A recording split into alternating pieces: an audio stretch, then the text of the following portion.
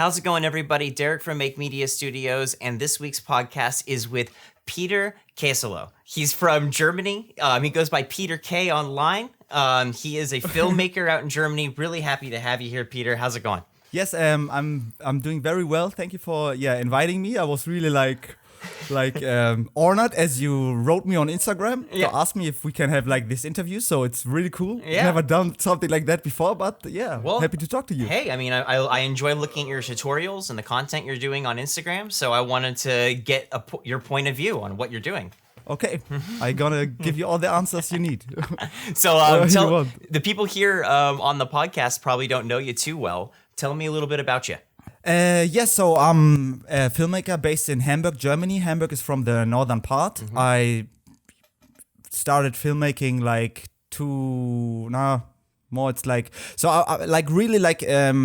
doing filmmaking stuff professionally for 4 years now. Okay.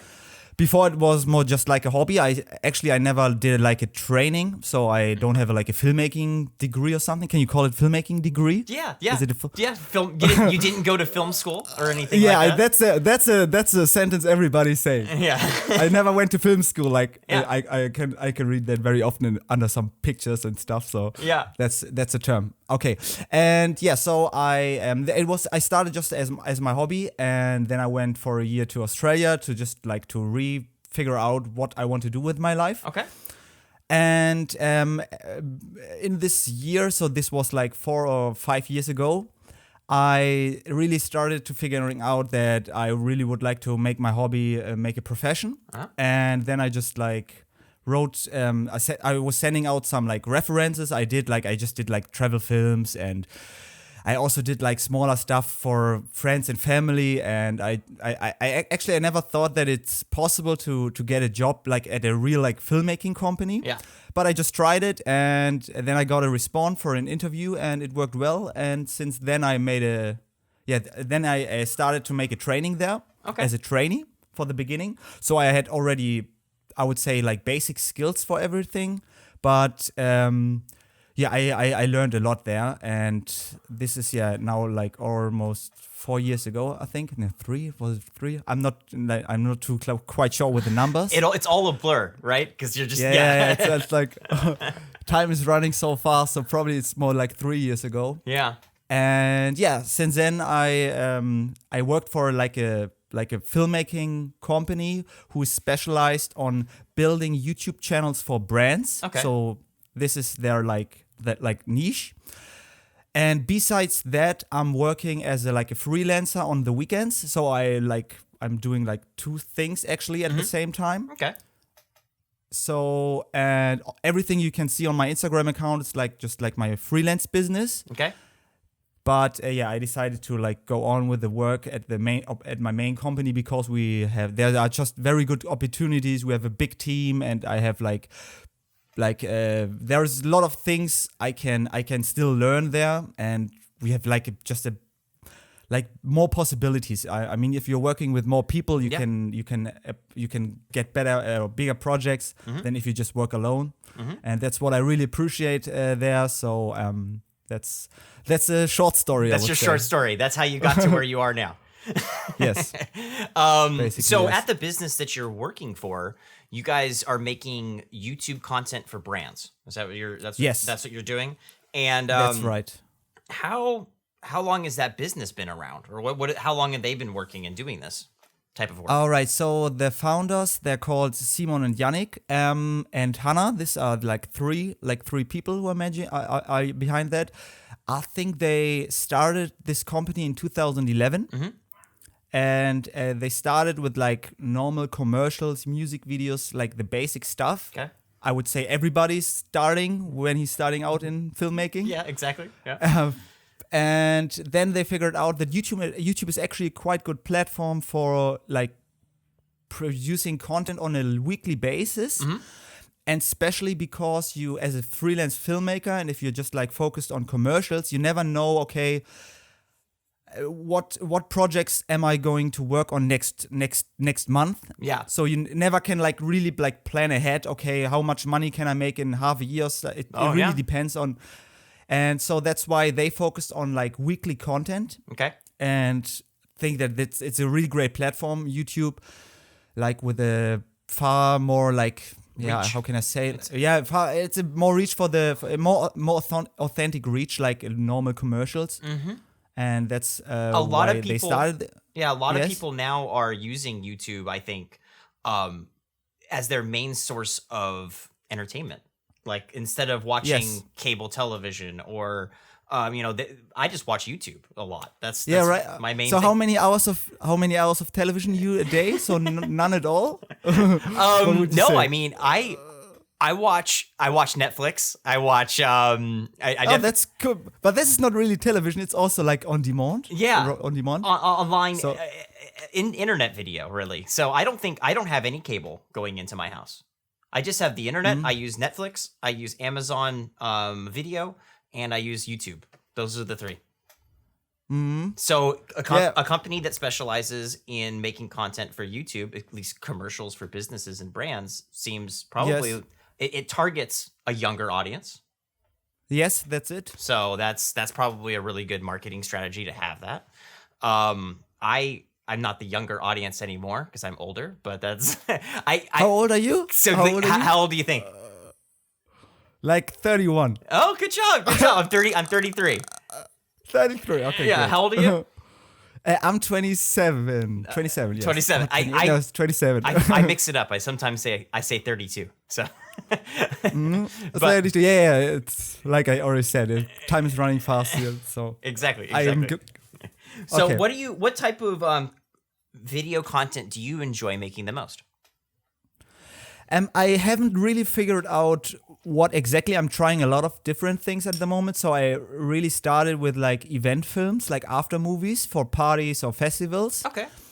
But I also do music videos and weddings. So I would say with my like freelance work I did on the weekends, I'm really focused on those three. And with my with the company I talked about, we do like more like serial. I don't know the English word, serial stuff, like serious. Yeah, serious. Yep. Serious. So we are working, for example, for a German brand. It's called eBay Kleinanzeigen. It's like the German form of eBay, and we have like a YouTube series. Okay. Where three people are in like a flat, and they experiencing a lot of different things. Like it's like Friends. Okay. You know Friends. Yeah, like yeah. Friends for YouTube. Okay. And this we are producing this on a weekly basis. So I'm also doing like that kind of stuff. Wow. But we are also doing like fashion shoots or like just normal image films. And what else?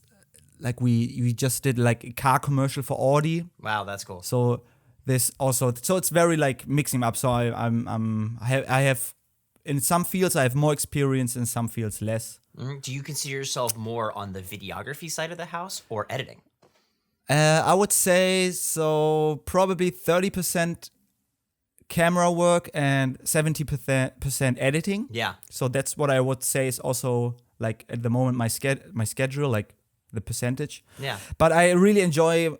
Probably, I'll get back to your question, which I would like, where I see me in the future. Probably I would say like really like more storytelling stuff, like films. I would like to make like films. I haven't done like any long films or short films. Okay. So have you done any narrative type stuff? Anything that's like story? Yes, like story. Like I try to. Lately, I try to. Is it lately? Lately, I try to build some stories inside my after movies or like just wedding stories, but not like narrative written down stories. Right. I haven't done at least nothing what's really showable. I've done some things, but I wouldn't call it like a short film because it's like it really sucks. I have the same. So on this YouTube channel, I have maybe like one or two narrative pieces on here. But short films, like yeah, I've made a couple of short films. I like more comedy. I'm not so much drama or serious. I'm more jokes. So everything I write is a comedy. I wrote a short film on my channel here about there's a type of flower called a poppy. It's orange, and in California, it's the state flower. Right, so it's the stink, because stink is like smells bad. Yeah, I know. No, it's the state. It's the state flower. So like the state, not stink. Yeah, not stink. The stink flower. They don't stink. But they're illegal to pick. So I made a comedy about this lady that picks a flower, and then like the government comes after her to pick because she picked a flower. So Okay, it's comedy. Sounds like a nice base for exactly. a funny story. I was driving with my wife one day, and I just looked at the flowers, and the idea came, and I had to film it with my friends. So. And how long from like the idea to the execution? Are you like quick in doing that, or is it? I feel like whatever idea I have a problem with. Once I have one idea, I have to make that idea before I can go on to the next one. Do you know what I mean? Yeah, I know what you mean. But do you still like getting more ideas? So sometimes, like, so as you have this idea, you want to make the movie. Yeah. But there are more ideas popping up, and then you can't decide, or you're getting confused. I try usually with the short films or those short film ideas. I usually grasp on one and I kind of stick there for a while. But I write down the other ones. I use Evernote on my phone. I'm always writing down. Like I have a list right now of video ideas, at least tutorials. I'm not sure if you do this, but I write down a lot of different tutorial ideas, and I have that list ready so that weekly, because I'm trying to make one tutorial a week. I try to think of something, I find something on my list, and then I make it. Yes. What's your process with that? Yeah, I would also say I do it with the Notes app for Apple, for iPhone. Yep. And I also have like a list. So every time as soon ideas pops up, I write it down. Is it usually something, the ideas that you come up with, is it when you come up with the idea of something you want to teach someone, is it something maybe that you just learned? Yes, sometimes, yes. It's not like I would say that it's probably something I saw in another tutorial, but probably I mix it a little bit different. So I don't try to do exactly the same. Sometimes I just focus on tutorials which probably are like more more trendy. Okay, I see what you're saying. For example, the Rotoscope 2 update. I just made a tutorial about that. Yep. So, and I think I also tried. That's from I've watched that on YouTube. That you to make tutorials for camera, you want like your own original ideas, but then you also want to. There's like 3 different things. There's original content. There's videos that are very popular that every tutorial person does. You know what I mean? Just your basic color corrections. And then there's the third thing is recent items, like the Rotoscope one. Is something right now that everyone's searching. You should make something about that. Those are like the 3 different categories. And what would you say, which works best? I would say the original one. If it's really like original, it probably works best, but it's also the hardest to come up with. True. It is the hardest to come up with. And then, but I feel like some of the ones that are the ones that everyone makes, but you put your own twist on, those ones are the ones in the long run, I think that will always gain a lot more content. I agree. Because everyone's searching for that. That's why we make those, you know, like I've seen a lot of people do like the simple lighting. You know, like they go to the hardware store and they buy like a light bulb and they put like a napkin in front of it and they show how to make a softbox. You know what I mean? Like, everyone does something like that. At least they try to. So, but I feel like it's a good, I don't know. There are people who, like everybody's presenting the information in a different way. Some are energetic. Probably you're like more like comedy stuff. Yeah. Or what would you say? How would you describe your way of presenting, teaching? At first, my teaching I think has been pretty straightforward. But what I'm learning now that I'm at like my 40th video, right? So like I'm at like 200 subscribers. I'm still starting, and I feel like it takes those first 30 or 40 videos to kind of find yourself. That's true. I fully agree. Yeah. So I'm starting to put my personality in my tutorials, and that's comedy. Yes. Cool. Like the other video, I just made a serious one about, you know, being hard on yourself and kind of like, you know, the mental side of it. And it was very serious, but in the middle of the video, I cut to a random Starbucks commercial that I made here at my desk. That's a nice twist. It's like a nice dynamic in the video then. And so and I think that's my personality. I'm very energetic and jump around a lot, so it makes sense. Super cool. Yeah, I agree with it. For me, the same. In the beginning, I would say the first 2 or 3 videos, I was like, how much of my personality do I want to put in there? Right. Do I want to like make jokes or stuff, or how do I even like pronounce the sentence I say. But then I also thought just like be like yourself but you always have to like turn off the button of or caring about the thoughts of other people. Still now, when I upload something, I'm pretty much over the mountain. Is it a term in English as well? Yeah. Yeah, you can say that. Yeah, great. In German, it's also über den Berg. It's even being over the mountain is okay. Über den Berg. Doesn't matter. All right. But still, it's for me sometimes a bit like I overthink stuff. And what about you? Yeah, I agree. I think I overthink it too, and I think that's what I've realized is the people that I enjoy watching on YouTube. It's not always just about what they're teaching; it's their personality. Yes, yeah. So I enjoy seeing their personality through their videos. Peter McKinnon and Maddie Hipoja, those guys, their personality in their videos is what I enjoy, and that's what I come back for, right? That's why you like those content creators. Yeah, it's not the content itself; it's more like the presentation. That's it. So I'm learning to try to put myself more in the video. That's me. Yeah. So that because like I feel like my personality is probably I don't know everything. I don't know anything when it comes to video. I'm still learning, right? And that's gonna be me and my entire video career is gonna be me learning. But I feel like I can sell my personality at least, and I could. Yeah, that's it. You already like you're a professional in your personality, right? And that's the only thing you can like. Yeah. So you're a professional yourself, and that's good. Yeah. And then the filmmaking side is like I also just read that Daniel Schiffer also the same as he started out on YouTube. He was also just like nobody as he didn't knew a lot, but as more videos he was producing, as like more confident he was getting, and it's like if you Daniel teach Daniel Schiffer's really awesome. He's great. He's one of my I would say. Under the top 3. Oh wow! Okay. What's your what's your favorite top 3? Okay, top 3. Well, I started with Casey Neistat, which he's not really like he wouldn't be like a tutorial type person, but he did a lot of vlogs back in the day. So I think Casey Neistat's top 3, Peter McKinnon, and then Maddie Hipoja. I would think top 5. Daniel's in the top 5 for sure. Okay. What's your top 3? My top 3. So. What I enjoy.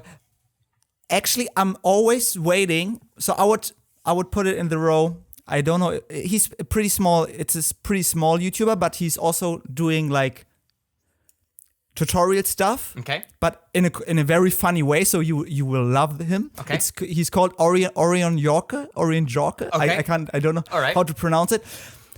He has one video where he's making like a parody of Peter McKinnon, of the Peter McKinnon intro, and it's so ridiculous. It's so funny that he wasn't posting since 6 months, but still now, at least once a week, I go on his channel and I check out if he has posted something new. Right. But unfortunately, he has just about 15 or 20 videos, and every video is so strange. Probably now you can like a sneak preview in his. I gonna send you his channel. And probably you can show something. Yeah, I will. Yeah, send it to me. I'm gonna check it out and I'll put it. I gonna say that he's like how he is. He's like really like over the top, but it's. Some people will hate him for that, and some people will love him. I love him, and you will love him too. So I'm gonna have to check him out. Okay, yeah. So this is, I would say, really my number 1 from the value he delivers. He has just a like comedian value for me. Okay. And then the second is Daniel Schiffer, and the third is Peter Lindgren. Oh yeah, Peter. Yeah, I've seen his stuff too. I really like his content. Yes, also really cool dude, and his B-roll is also just really on top. I need to get better at that too. That's my biggest thing. So this video, I hate to spoil this for everyone out there in the world. I've done this now twice. So this video won't come out for a few more weeks, right? Because I have a couple podcasts recorded. Yes. But so what I'm talking about now will probably already happen by the time this video comes out. But this next week, I got invited to go see a the camera robots. You know what I'm talking about? Yeah, the bold robots. You know what I'm talking about? The robots with the camera, right? You know they do commercials with like a robot arm, and the arm moves the camera really fast. Yeah, very precise. Like Yeah. it's motion. Yeah, motion. Yeah. I got Mhm, invited. I got invited to a studio here in LA that has one, and they're gonna let me film. Super cool. I'm so excited. That's so cool. You have to like figure out 3 or 4 different video ideas, so you can always like break it up in more pieces than just one. Yeah, well, I'm So, going there. like- I'm going there for 3 hours. He told me to come over. He'll show me the studio and give me a tour, and we'll have lunch. So I have to bring my camera and I have to film like as much. That's so nice. As much as I can. So like what you were saying, the B-roll, I got to get better at my B-roll because now I got to go down there and I got to film. I just got to do better. So what do you got going on for you? What are you doing out there? For like project at the moment. Yeah. So I'm just working on a little commercial for a bonsai tree kit. Mm-hmm. So there was this guy from London. He found me over Fiverr. Okay. And I just named the the gig on Fiverr. I will edit your video in Daniel Schiffer style. And he was really and he was like typing that in, and he found me. And then he was just asking for like a commercial for his bonsai tree grow kit. Okay. And this is also just like a how to plant the seeds, but in a more dynamic way. And that's actually what I'm working on at the moment. How does that? Okay, so Fiverr. I actually just signed up for it. I haven't done a gig yet. Yes. Is he filming all of it and giving you his footage? No, it's the other way. So he's based in London, me in Hamburg. So I've never met him in person. Okay. But he's sending me all the products Oh, okay. he wants to show in the video, and I'm just renting like a small studio and film everything and like edit it. So Nice. that's actually the way. So yeah, it's not very common, I would say, if you if you have a gig on Fiverr that you also film this stuff, because usually you can hire editors, I would say. But there are also people who are giving you enough, like, how can I say, like, trust to film it and to edit it without them being on the set. Yeah. So how do you go about, besides, is Fiverr your main source of finding customers? Or how would you go about finding customers?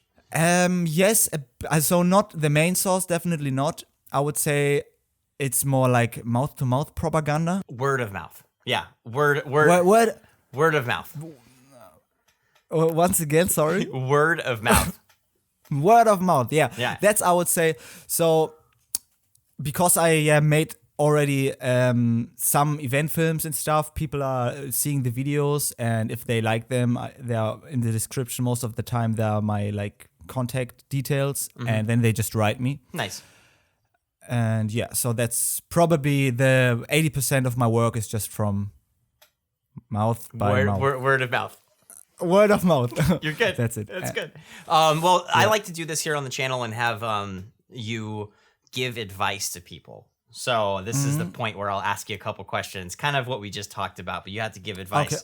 So what would you say to someone out there that's, well, let's start with Germany. I mean, you're in Germany. Maybe other creators in Germany, it might be different than here. So what would you give them advice-wise to start filmmaking? What would be their advice there in Germany?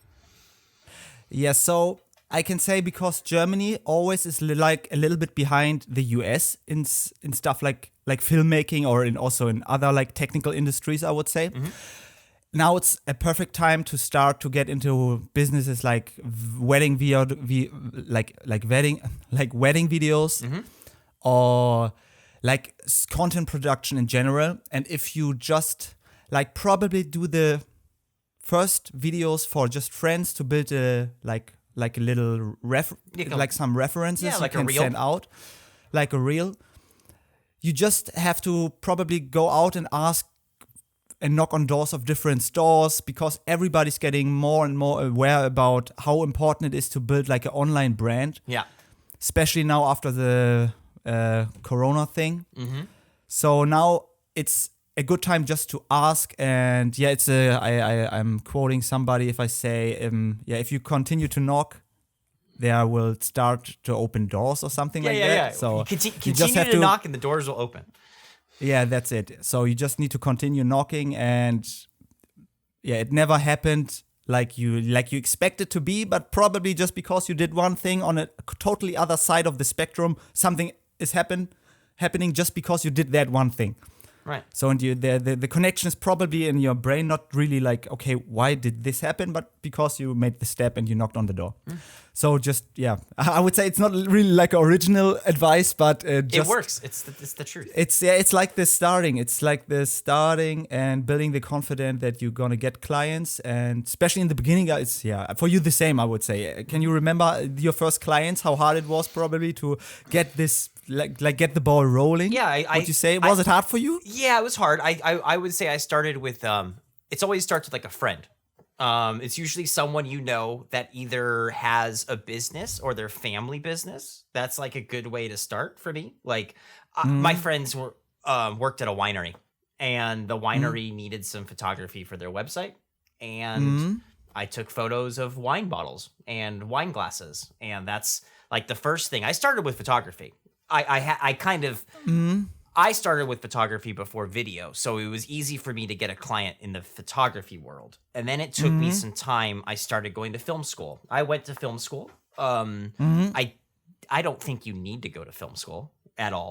I only went because I was in the Navy, in the military.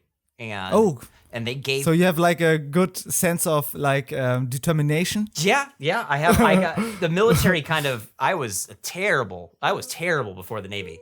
The Navy. But it helped you to become a better videographer. Right? And a small business owner, like working for yourself. Definitely, the military helped me put a better head on my shoulders, right? But Then I met a friend that got me into. I started doing video work for their company. He had me meet with their marketing manager, and they needed videos for their corporate business, and that's how it grew. So I've definitely improved a lot over the last 3 years. I feel like I started about 3 years ago with my clients, and so I'm about the 3-year mark right now. So it's getting better every day. So it's also like, I can imagine. It's like also one leads to another, and this client. It's also like the same as probably I said already. Word of mouth. That's the main thing. But I'm still trying to figure out other ways. That's why I started on Fiverr. I'm trying to get on there. I put on there that I edit your corporate video as a simple thing. I haven't heard anything. I just put it on there the other day. So I'm trying to find new ways to find new clients. And I think as I make more YouTube and build my own personal brand, then more people will probably see me. And that will probably help too.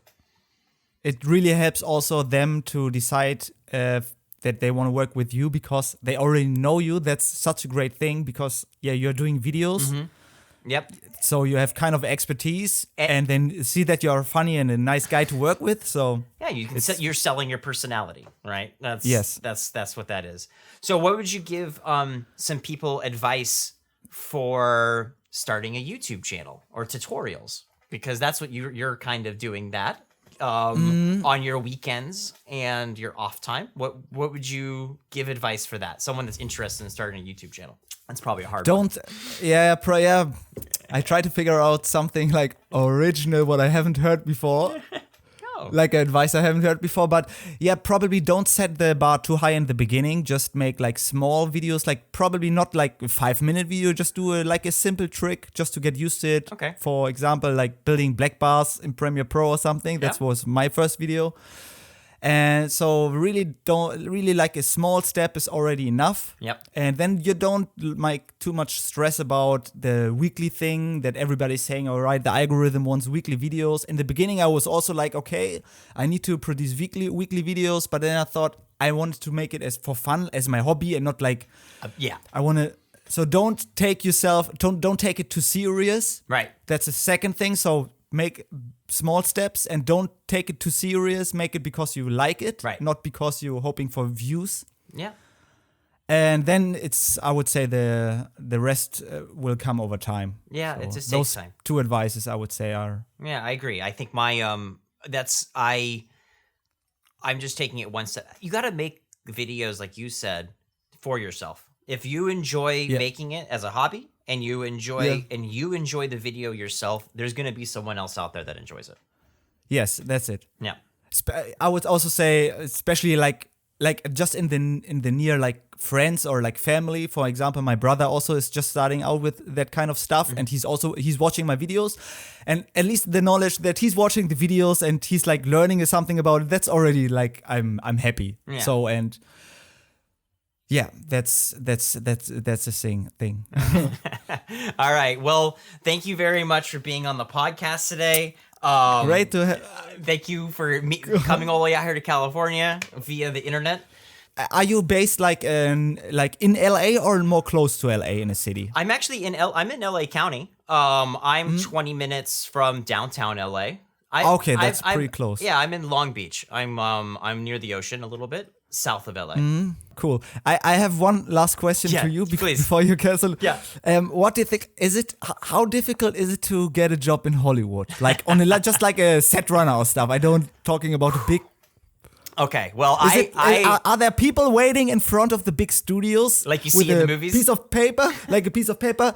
Hire me as a set runner. I do it for free. Something like that. Okay. Yeah. I personally haven't done it yet myself. But I see a lot of ads out there on websites that I'm a freelancer, so I'm trying to get my own customers and make corporate, I think, more. I would love to be in the Hollywood stuff. I just don't want to be a set runner. Right. But I think that that's a great starting out point. And there is a lot of opportunities out there for it. And it's at minimum wage here, but it's not terrible. They'll pay you for 10 hours. That's a 10-hour day. So they pay you for an 8-hour shift plus some overtime.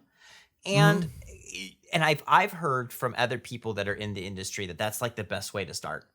You start as a set runner, and you do that for a while. You meet people, and then the next one, and then you can branch out into the department that you like. Either more towards director, if you want to go like assistant director and then director, or you can go towards the camera department, and you can be, I was a camera utility for a production. So I was I was the set runner for just the camera department, and so I was the lowest guy, but it was awesome. I organized stuff and I handed things to them when they needed it, like a battery or a lens. And I got to experience the whole thing, and I was taking notes. What I did as a camera utility is I was in charge of the measuring tape. So I'd measure from the camera sensor to the eye of the person on set.